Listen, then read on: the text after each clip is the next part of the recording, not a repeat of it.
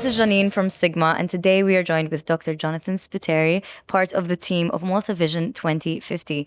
Thank you, Jonathan, for joining us today. Thank you. It's a great pleasure to be here. Amazing. As part of an academic in insurance and risk management, what do you see as the risks that are posing on the iGaming industry at the moment? And how well do you think operators are currently addressing them? Well, there are a few on the horizon, and some that have been there for a while. So I think the big one is always going to be skills. Definitely. The lack of skills. iGaming is pretty much like many other areas, obviously very digital. So you need those digital skills, but also you need the quantitative skills. And those are so in very high demand all around the world, in finance and everywhere, and short supply.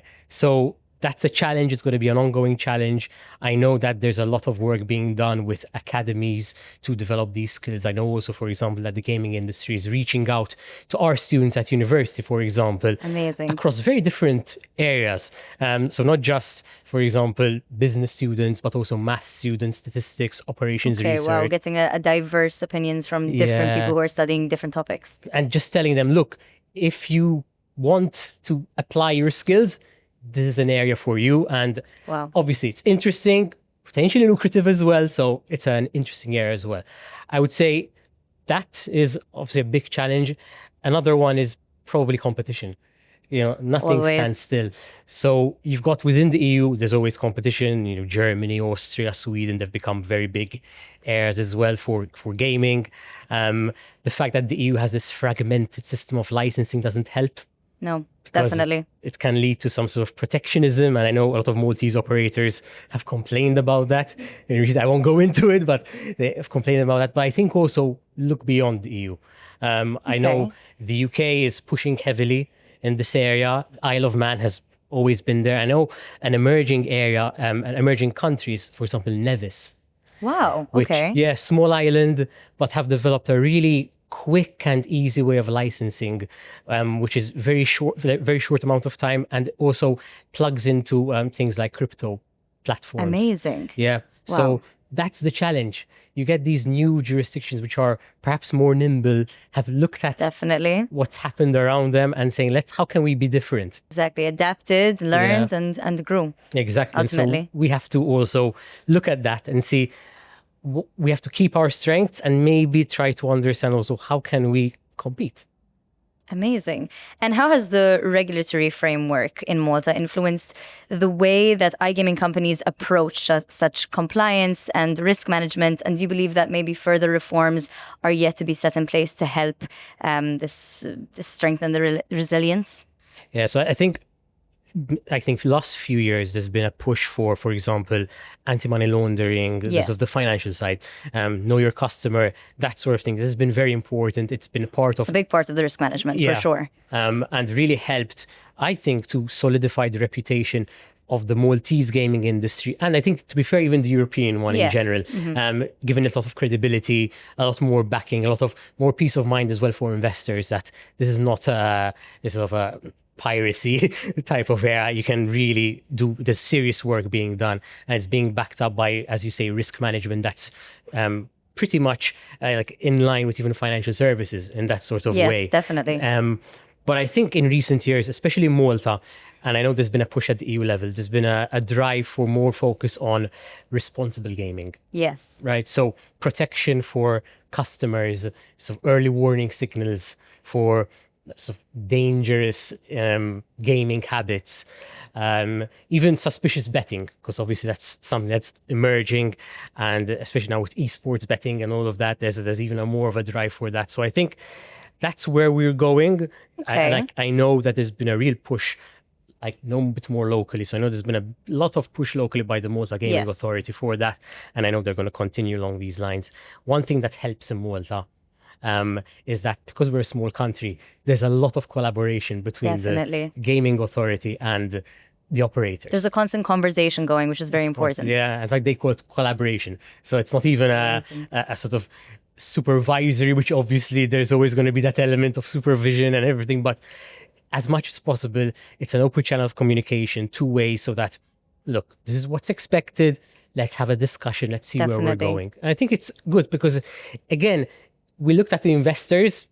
now we need to look at also customers. It's obviously a very important Yes. element as well to ensure that 100%. the sector is sustainable from that perspective as well.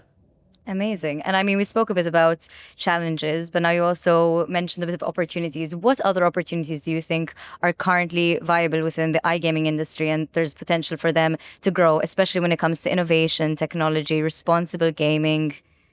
So I think gaming is moving more towards interactivity. Amazing. And sort of being more, so there's been a real push for like live trading and live, like all of these things have become super popular.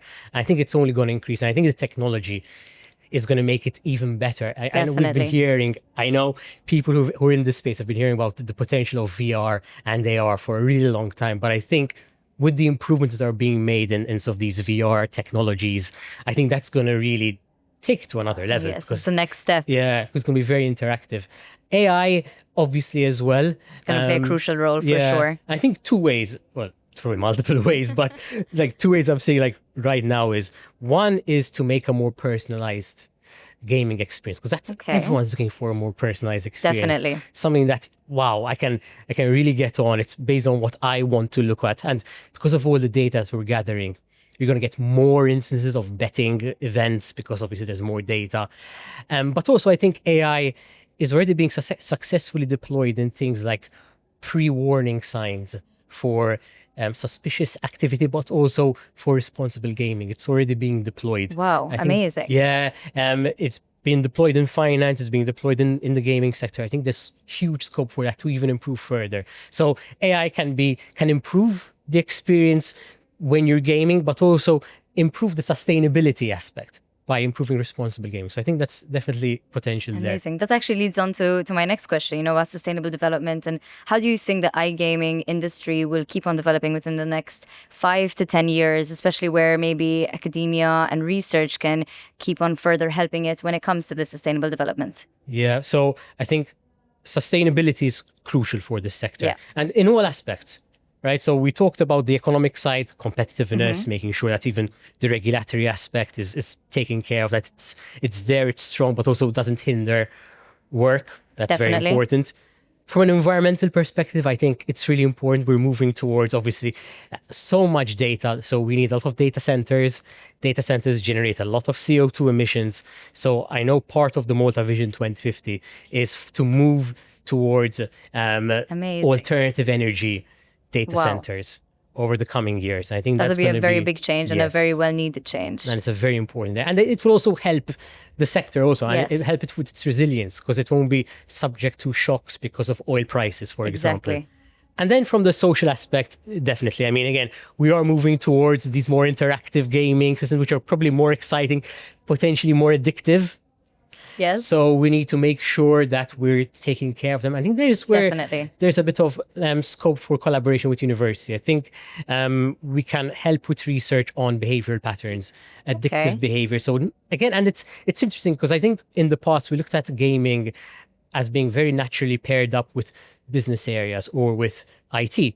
But perhaps research more on the behavioral side, on the psychological aspect, on the sociological aspect, because gaming is becoming also more social. Definitely. It taps into a lot of different sectors, and it's very important to understand those different sectors. So let's collaborate more on those aspects so that we can have responsible gaming that is really helping out with ultimately the sustainability of the sector, so that customers feel protected as well.